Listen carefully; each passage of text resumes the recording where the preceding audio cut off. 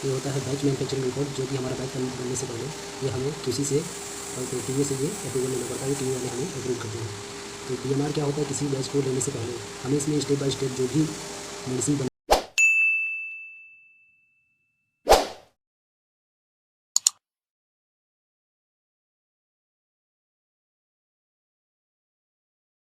बनने का प्रोसेस होगा वो हमें भरना पड़ता है। तो बीएमआर होता है बैच मैन्युफैक्चरिंग रिकॉर्ड, जिसमें हम ये भरते हैं कि इसमें बैच कितना लेना है, और हर एक स्टेप से, जैसे ग्रेजुएशन हो गया, टैबलेट हो गया, कंप्रेशन हो गया, कोटिंग हो गया, तो हर एक स्टेप में हमें इसमें फिल करना होता है। ये डॉक्यूमेंट होता है, रिकॉर्ड होता है, कोई भी ऑडिट आती है तो ये बैच मैन्युफैक्चरिंग रिकॉर्ड मतलब बीएमआर हमें देना पड़ता है, उन्हें पूरा रिकॉर्ड उन्हें दिखाना पड़ता है किस तरह से दवा यहाँ पर बनता है। चाहे वो WHO का यहाँ पर ऑडिट आए या हमें किसी भी तरह का कोई भी पार्टी आती है तो उसको ये मान सकती है, और ये हमें कंपनी की तरफ से दिखाना पड़ता है कि कैसे बैच बनता है यहाँ पर। तो ये टैबलेट है सिप्रोफ्लॉक्सासिन टैबलेट, जो कि 500 mg का है। तो हम इसको देखते हैं कैसा होता है बीएमआर। डोजेस फॉर्म पहले आएगा कॉपी के इसमें टैबलेट, और इसमें प्रोडक्ट कोड अलग अलग होता है हर कंपनी का, और जेनरिक नेम भी अलग होता है तो सिप्रोफ्लॉक्सासिन टैबलेट है, और इसका जो नेम होता है कंपनी अपनी तरफ से रखती है क्या है नेम, बाकी इसमें कंपनी ये सिप्रोफ्लॉक्सासिन टैबलेट है। इसमें सबसे पहले आ गया ये बीएमआर इशू बाई डेट, जिस दिन बीएमआर इशू होगा उस दिन का ये डेट आएगा, और डेट ऑफ स्टार्टिंग, जिस दिन प्रोडक्शन हम लेंगे उस दिन से ये स्टार्टिंग डेट उसका आएगा, और उसके बाद आता है डेट ऑफ कंप्लीशन, जिस दिन पैकिंग फाइनल पैकिंग हो जाएगा और वो बीएसआर में जाने के लिए रेडी होगा। हमारी तरफ से प्रोडक्शन पैकिंग हो जाएगा, लेकिन बीएसआर जब वो स्टोर के डिपार्टमेंट में जाएगा, यहाँ पे ये कंप्लीट वाले डेट में इसमें जाना पड़ेगा किस दिन को हमारा जो है कंप्लीट हुआ था। तो जिस दिन हमारा स्टार्ट हुआ ये डेट और कंप्लीट हुआ वो डेट, ये देखते हैं कि कितने टाइम कितने डिवीजन में हमारा जो है प्रोडक्ट बनकर रेडी हो गया, वो बैच जाने के लिए तैयार हो गया पार्टी में। फिर ये स्टैंडर्ड बैच साइज है 1 लाख पर ये टैबलेट होता है। इसकी सेल्फ लाइफ 36 मंथ की होती है। इसमें उसके बाद आते हैं नीचे, ये आ गया अभी हमारा ग्रेजुएशन वाला प्रोसेस कि हमें मिक्सिंग में कितना लेना है, पेस्ट बनाना है, क्या क्या चीज़ डालना है, और मटेरियल का लुब्रिकेशन कैसे करना है, ये हम इसमें देख सकते हैं। जो सिप्रोफ्लॉक्सासिन टैबलेट बनता है वो सिर्फ सिप्रोफ्लॉक्सासिन नहीं होता, इसमें एक्सीपिएंट भी डालते हैं। एक्सीपिएंट मीन्स मतलब कि सिप्रोफ्लॉक्सासिन टैबलेट का ये यूएसपी, ये अपना रॉ मटेरियल जो होता है उसमें कई तरीके के पड़ते हैं। ये अपना एक्टिव मटेरियल होता है, इसे सिप्रोफ्लॉक्सासिन को एक्टिव मटेरियल बोलेंगे। बाकी सारे एक्सीपिएंट इसमें डाले जाते हैं, जैसे कि मेज स्टार्च और क्रॉस कार्बोनस सोडियम। ये पड़ता है हमारा ये ड्राई मिक्सिंग में ग्रेनुलेशन में ड्राई मिक्सिंग में लिया जाता है। फिर उसके बाद आते हैं पेस्ट प्रिपरेशन में। तो जब ये मिक्सिंग होने के बाद ये हमारा पेस्ट बनाया जाता है मेज स्टार्च, और इसमें प्यूरिफाइड वाटर डाला जाता है। तो ये प्यूरिफाइड वाटर और मेज स्टार्च को हम जब पेस्ट बनाएंगे पेस्ट प्रिपरेशन में, तो उसके बाद उस पेस्ट को हम बाइंडिंग में ले जाते हैं। बाइंडिंग लिया जाता है आरएनजी में, जो कि मैंने आपको वीडियो में बता दिया आरएनजी में कैसे जो है पेस्ट को लेकर कैसे उसमें बाइंडिंग करते हैं। तो ये इसमें ये अपना ड्राई मिक्सिंग और ये पेस्ट का दोनों लेके इसमें बाइंडिंग लेते हैं। फिर बाइंडिंग लेने के बाद जब मटेरियल तैयार हो जाता है पूरी तरह से ब्लेंडर में जाने के लिए, तो ब्लेंडर में लेके जाते हैं। तो इधर ये अपना काम आता है लुब्रिकेशन।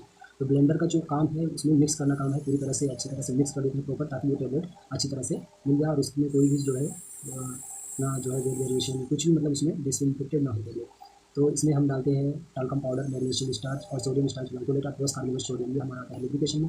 लुब्रिकेशन के बाद आता है हमारा जो अगला स्टेप आता है, तो वो ये जब ग्रेनुलेशन निकलने के बाद चला जाएगा अपना कंप्रेशन एरिया में, टैबलेट निकल के तैयार हो जाएगा। टैबलेट निकलने के बाद टैबलेट का जो अगला प्रोसेस है वो होता है कोटिंग।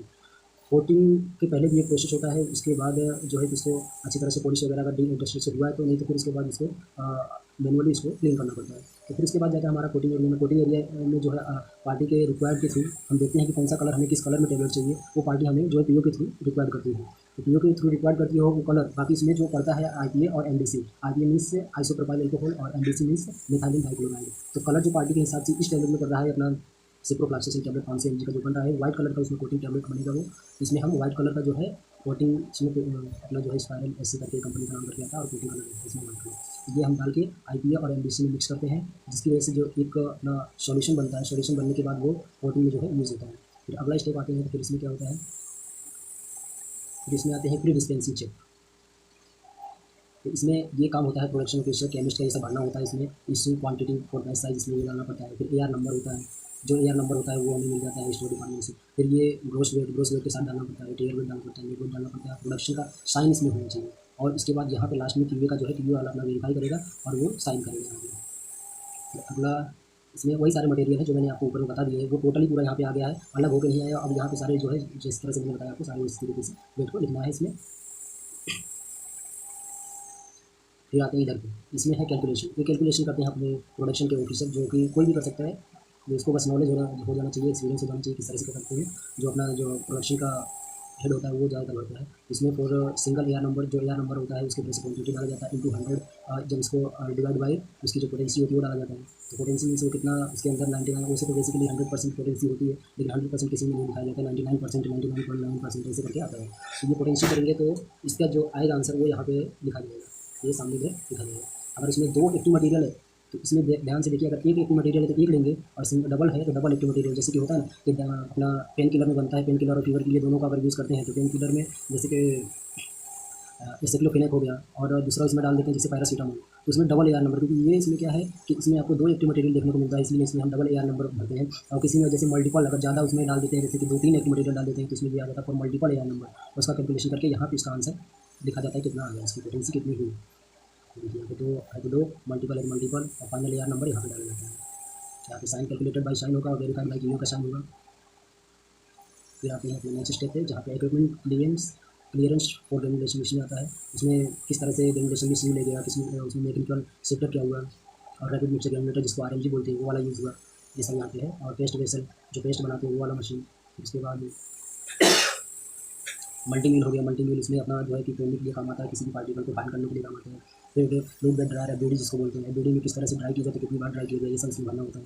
और बैलेंस 300 kg का आता है इसमें, तो ये सब इसमें भरना पड़ता है। कॉर्न ब्लेंडर जो ब्लेंडिंग करता है, ब्लेंडिंग मशीन उसको बोलते हैं कॉर्न ब्लेंडर। फिर अगले स्टेप में आते हैं जिसमें हम ग्रेनुलेशन प्रिपरेशन, इसमें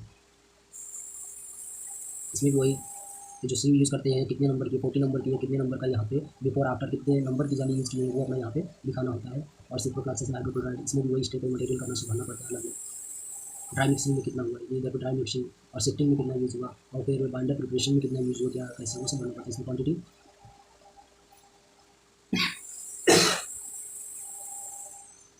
इसमें वेट ग्रेनुलेशन इंस्ट्रक्शन है, ये अपना इसमें भरना पड़ता है सब कुछ, कितनी बार ट्रोली लिए, कितनी बार अंदर गया बॉडी में, कितनी बार वो ड्राई हुआ, कितने मिनट के लिए वो ड्राई, सब इसमें अपना डालना पड़ता है। इसमें पूरी information step by step production देने के बाद सब साथ में ही फिल करना पड़ता है। तो ये अपना बीएमआर लेके चलना पड़ता है साथ में, जो भी केमिस्ट हो प्रोडक्शन का वो ऐसा करता है, जो रनिंग में लेके चलना पड़ता है प्रोडक्शन को।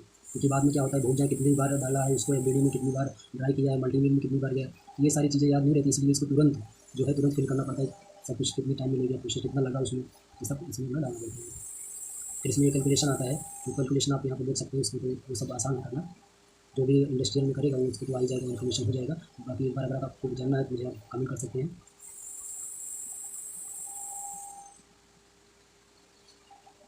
यहाँ पे भी ये सब डालना पड़ता है, डेट वन टू रेगुलेशन में कितनी बार है। तो यहाँ पे आ जाता है अपना नेट वेट कितना के जी, ये सब आता है, सब आपको इसमें लिखना पड़ता है। थ्योरेटिकल वेट क्या है, एक्चुअल वेट क्या है, उसका यील्ड निकालना पड़ता है। तो ये सब आसान है, बस आप एक बार इंडस्ट्री में गए तो आपको आ ही जाएगा। इसमें पंचेस और डाइस अपना आता है, इसमें टैबलेट कंप्रेशन मशीन पे कौन सा पंच कितना नंबर का उसमें होता है, सब साइज सब में लिखना पड़ता है।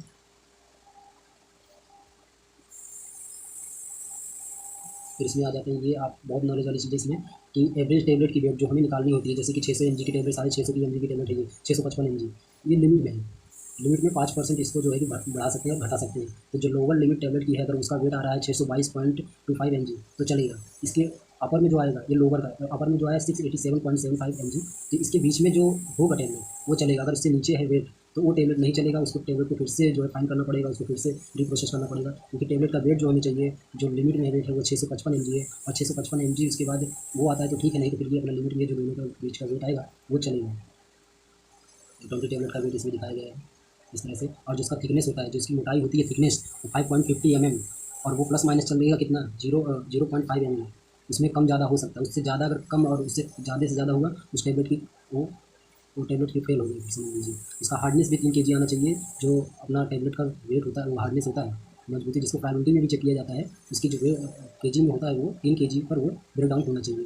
प्रायोरिटी इसकी नॉट मोर देन 1% होनी चाहिए, और डिसइंटीग्रेशन टाइम इसकी नॉट मोर देन 50 मिनट होना चाहिए। 15 मिनट के बाद वो जो है ब्रेक डाउन कर जाना चाहिए, इससे पहले नहीं करना चाहिए। इससे पहले करेगा फिर भी ठीक है, इससे ज़्यादा टाइम नहीं लगना चाहिए। फिर यहाँ पे अपना सब कुछ भरना पड़ता है, 20 टेबलेट का average weight, minimum maximum weight, इसमें सब डिवाइडेशन निकालना पड़ता है, डेविएशन निकालना पड़ता है, निकालना पड़ता है इन सब में। और कुछ भी नहीं है मैन्युफैक्चरिंग रिकॉर्ड में।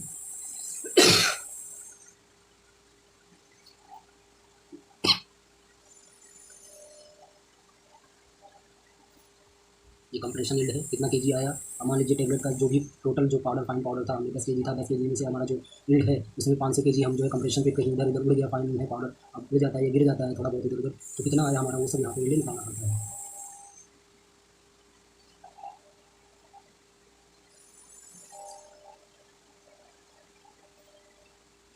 जैसा अपना प्रोटीन का मटेरियल का यूज उसी से बताना पड़ता है कितनी बार लिया,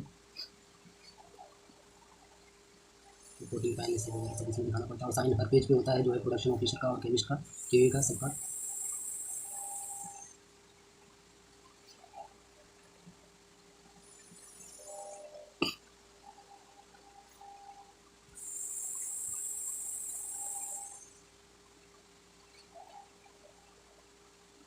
अब इसमें भी यील्ड निकालना पड़ता है कि कितना इसमें जो है टेबलेट जो है कोटिंग होने के बाद उसका जो वेट होता है वो बढ़ जाता है और थिकनेस भी बढ़ जाता है, उसकी कोटिंग टेबलेट की जो डायमेंशन उसकी सब कुछ बढ़ जाती है, मतलब और वेट भी बढ़ जाएगा, उसका यील्ड जो है यील्ड भी जो है उससे दिखाना पड़ता है लास्ट में कितना यील्ड आया। ये इसमें आप देख सकते हैं जो उसमें कितने ड्रम में रखा गया है, उस वेट हर एक ड्रम को वेट किया जाएगा। तो इसमें ये आता है अपना weight of tablet before inspection, मतलब इंस्पेक्शन के पहले कितना रहा वेट, और weight of rejected tablet after inspection, जो इंस्पेक्शन के बाद जो उसमें खराब टैबलेट होती है कितना उसका निकला है, जो इंस्पेक्शन के बाद रिजेक्टेड टैबलेट है वो कितना निकला है वो यहाँ पे लिखा जाएगा। Weight of inspected good good tablet, मतलब अच्छे टैबलेट जो है वो कितने निकले यहाँ पे बताना है, डन बाई साइन करना चाहिए, बाई की साइन करेगी यहाँ पे सब कुछ। टोटल वेट ऑफ टैबलेट यहाँ पे लिखना है, फिर इसका भी यील्ड निकालना है, यील्ड सब जगह ही आता है, मतलब जहाँ पे भी वेट हो रहा है।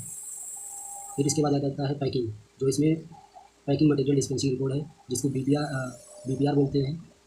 तो इसका वीडियो मैं अगला नेक्स्ट टाइम में आपको बना के दे दूँगा। अभी ये आप समझ लीजिए BMR क्या होता है, BPR का अगला वीडियो नेक्स्ट होगा मेरा। Thank you.